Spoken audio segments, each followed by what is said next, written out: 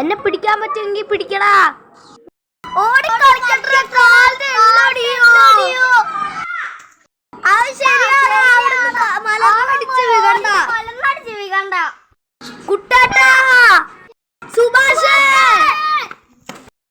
എന്തിനാണ് ഓടിക്കളിക്കാന്ന്?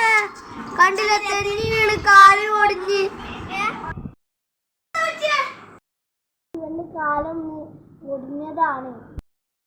കൊറേ കഷ്ടപ്പെട്ടിട്ട് ഓൻ ഇങ്ങോട്ട് കൊണ്ടുവന്നത്. എനിക്കൊന്നും പറ്റിയില്ല അമ്മ. എന്റെ കുട്ടിക്ക് എന്തെങ്കിലും പറ്റിയിട്ടെങ്കിലോ? ഇതിപ്പോ എല്ലാം നാലോ കാല് മുറിക്കേണ്ടി വന്നാലോ?